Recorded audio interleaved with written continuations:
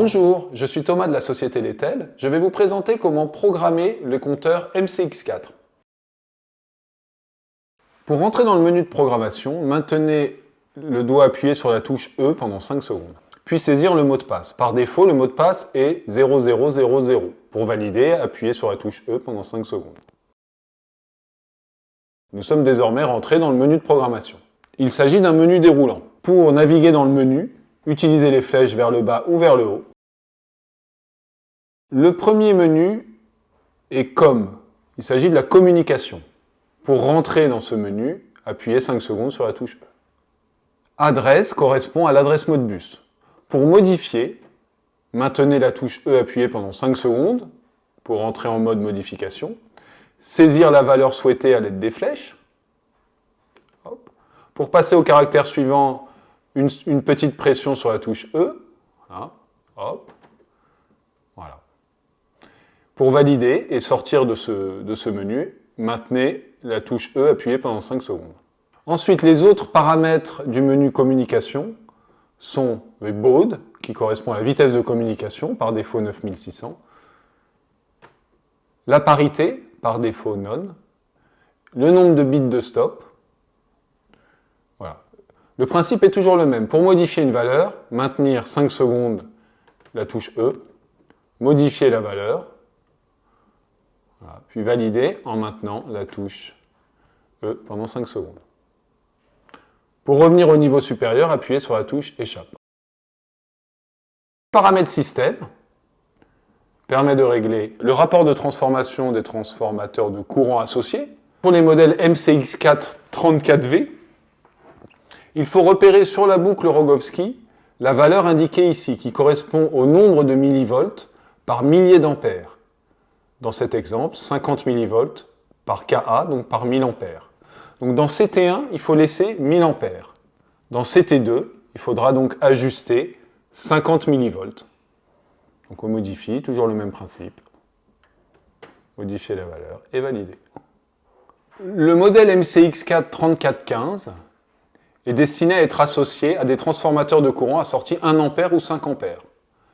Il faut repérer le ratio du transformateur de courant. Dans cet exemple, nous voyons ici 60 sur 5 ampères. Donc courant primaire 60 ampères, courant secondaire 5 ampères. Donc rentrer dans le menu de programmation. Ajuster, donc CT1 correspond au courant primaire. Donc nous allons donc saisir la valeur 60. Valider à l'aide de la touche E pendant 5 secondes. Et CT2 qui correspond au secondaire du TC, que nous allons positionner à 5 ampères. Voilà. Nous avons désormais programmé le rapport de transformation. CT1, donc courant primaire 60 ampères, CT2, donc courant secondaire 5 ampères. Les autres paramètres disponibles dans ce menu sont PT, qui correspondent au rapport de transformation des éventuels transformateurs de tension raccordés. S'il n'y en a pas, ne pas modifier ce paramètre. Ensuite, CNCT permet d'inverser le sens de passage du courant de chaque phase. Donc ça, on va utiliser cette fonction en cas d'erreur de raccordement ou de positionnement inversé des capteurs de courant. Ensuite, nous avons ici type, c'est le type de réseau, donc 3P4 correspond au réseau tétraphasé, 3P3 au réseau triphasé, donc sans neutre, et 1P2 au réseau monophasé, 2P3 au réseau biphasé. Le paramètre suivant est mode. Alors, ce paramètre est spécifique aux références de compteurs qui se terminent par TCP. Il permet de régler en fait le mode de fonctionnement de la communication TCP. SLVE, qui signifie slave en anglais, signifie que l'appareil est esclave. Si on sélectionne master, cela signifie que l'appareil est maître.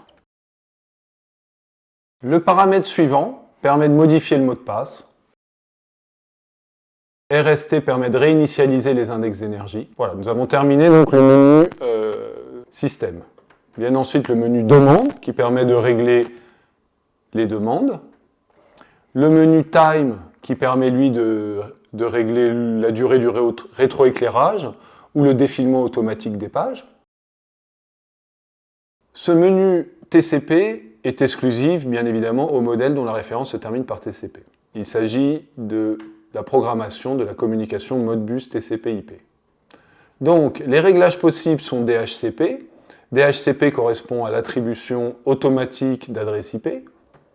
Ensuite, il est possible de modifier l'adresse IP. Pour cela, rentrer dans le menu. Voilà, il est possible ici de modifier les 3 premiers chiffres, puis les 3 suivants, puis à nouveau les 3 suivants, et enfin les 3 derniers. Voilà. Il est possible de régler également l'adresse du masque de sous-réseau et l'adresse de la passerelle par défaut. Le port de communication. Pour valider les paramètres Modbus TCP programmés, il est impératif d'appuyer sur E pendant 5 secondes lorsque Save apparaît. Puis revalider en appuyant 5 secondes sur la touche.